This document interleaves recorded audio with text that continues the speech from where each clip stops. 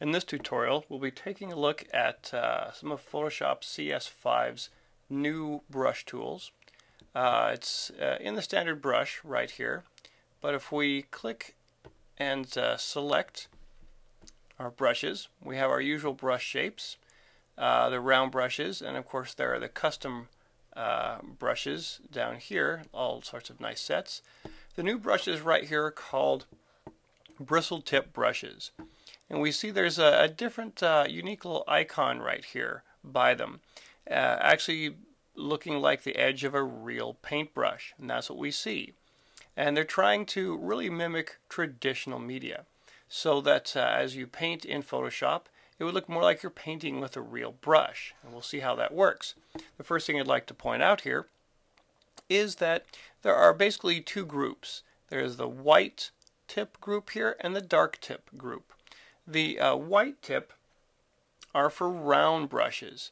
There's round point stiff, round blunt, there's a round fan, and then the dark ones are flat. So you can't quite tell from the picture, but that's how they've broken it up. Dark ones flat, lighter ones round. So we'll pick one here. Let's try this round stiff one and come out here into Photoshop.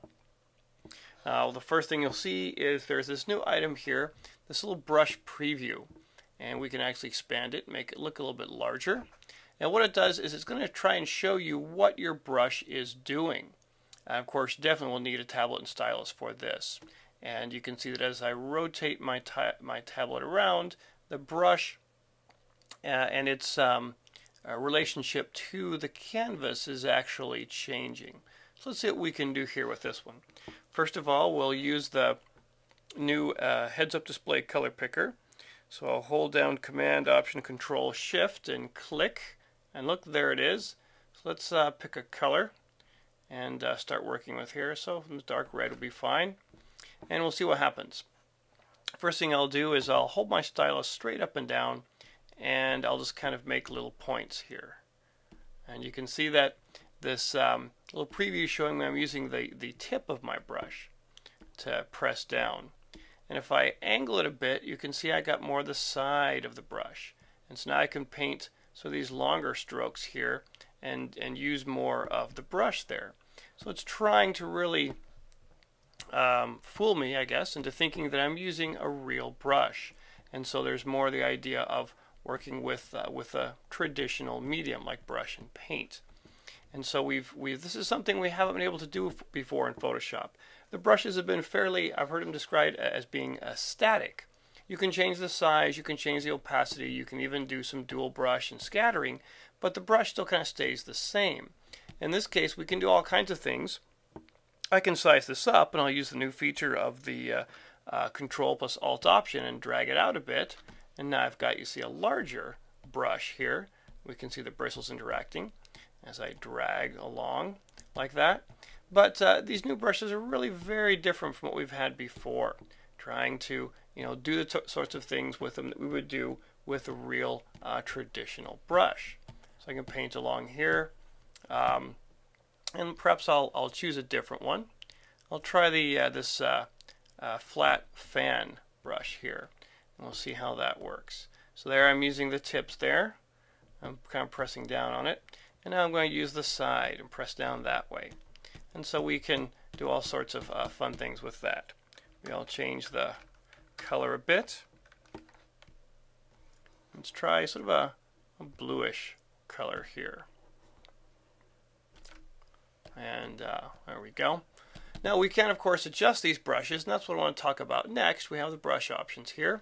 And in brush tip shape, here are new options for these brushes. We've got the bristle qualities. So we can see that we've got bristles, length, thickness, and stiffness. Well, what are these going to do? First of all, if I take the bristles down, you can see what we have here is we have less bristles in the brush. Right? So it's kind of like plucking them out.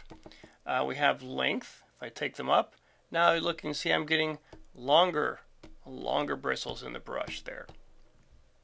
And I think perhaps we want a decent amount of them and take the length down. Then we have thickness of the bristles. And I'm going to suggest fairly thin here. So we can try and mimic more of thin brush bristles. There we go.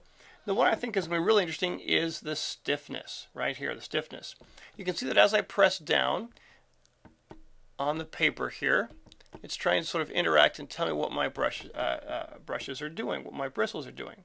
If I take the stiffness down, this preview here sort of shows them splaying out as though it's a really soft brush. And watch with the preview here, as I press down, they're going to sort of try and bend a bit. There we go.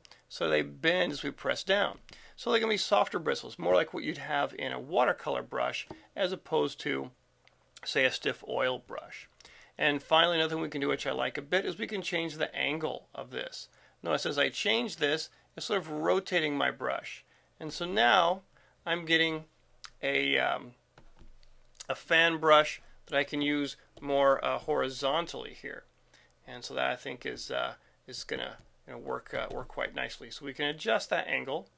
We'll try, what 90 is what I'm looking for here. There we go. And so now you can see I can sort of paint with the brush this way. We'll close the brush panel. I'll use the tip of my brush and kind of paint down a bit, and I'll do some light strokes here, kind of painting around, trying to use a fan brush as I would a normal traditional fan brush with paint on paper or something. And then we'll sort of use the edge here as I sort of use the side to sort of flatten it out. And of course, the harder I press, the more my bristles are going to sort of spread out onto the canvas there. And I can try to get some sort of interesting effects as I paint. I'll size this down a bit. There we go. And so now I've got a little fan brush that I can paint along with right there. And again, try and let some random things happen. That's what happens with real paints and real brushes on paper or board or canvas. And what we're looking for is that randomness to happen there. That's we haven't been able to have happen as much with Photoshop in the past, but these new bristle tip brushes are really going to open up a whole new world of sort of artistic possibilities for you. So that's our first look at the new bristle tip brushes and an understanding of how to use them, hopefully, and make them do what you want. And we'll look at some more new options in a later tutorial.